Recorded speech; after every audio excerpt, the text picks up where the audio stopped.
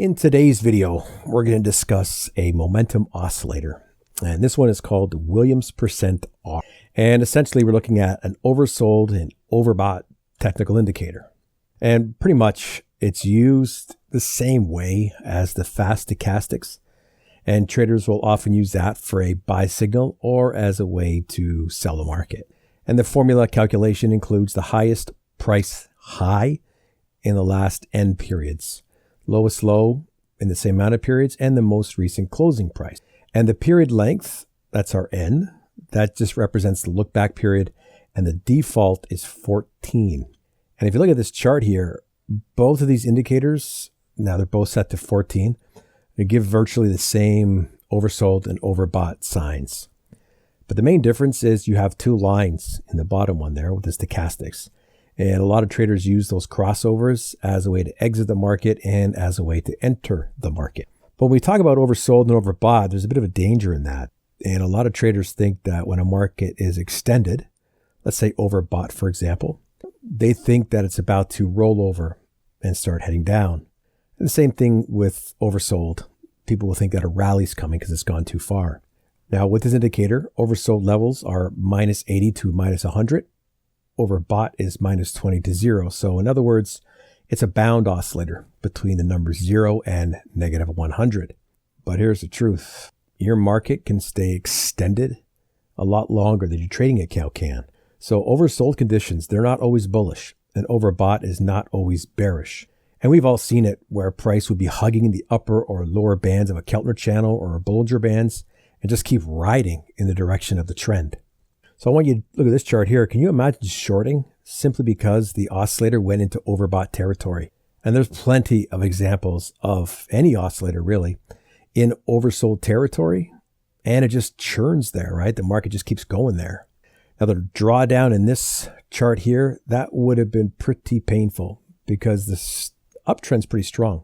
So it's a pretty good lesson not to follow any technical indicator blindly. So how can we use it as a strategy or in a strategy? Well, there's a few ways.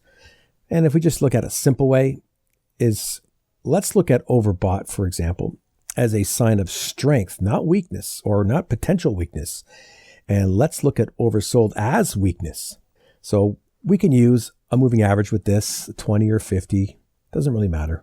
I'm going to use that for trend. So this is a day trading time frame. It's 15 minutes of the bund. So you can use a lower time period in this one or a higher one. I just chose this one at random. Now that red X, let's start off there. That shows we have bearish momentum in the oscillator, but our 20 period average is showing an uptrend. So any trade signals that are going against the uptrend, we would just ignore those, okay? But what we need to see here is we have to see the indicator make an overbought or an oversold signal, and then we're going to wait for a pullback in the indicator that takes it out of that condition. So for example, if we're oversold with a reading of negative 85, we want to see a pullback over 80, so minus 79. So the premise behind this strategy is that markets, when they are in oversold or overbought, extended markets, a lot of times they just pause, they go sideways, and they work off that condition, and then they just continue in the direction of the trend. Now we can use price action. We can use chart patterns. We can use simple support or resistance breaks to enter the market. You can even use multiple time frame trading using a lower time frame to enter trades via breakouts. So let's look at this chart here. Number one, we have a market that's in a pretty strong downtrend. So the oscillator went oversold, pulls back. So a simple break of the lows or a lower time frame entry gets you short. And number two, we have a big run up in the market, but then we get an overbought signal while the current trend is up. So we're only going to look for longs. Price is going to pull back, as does the indicator. A simple trend line break entry, although the trade here would be pretty short-lived, and we'll get back to that one in a second. And number three, the moving average is sloping down. Market goes oversold, we get a pullback, double top, and then we get a quick move back down. At number four, the pullback in the indicator is slight. You don't see it here, but it actually dips. I think it's minus 20.8. Okay, but we also get a pullback in price, and that's a trade you could take. Now, stops and targets, let's just keep it simple. You can use a multiple of the average true range. That just keeps things pretty simple, or just use any other technique. We have lots of videos on our YouTube channel about. So let's go back to number 2. What happened there? Well, we call that a momentum failure. So what we saw was the indicator gets into the overbought zone. We get a pullback, but we never regain the negative 20 line. And we can see that in the price as well.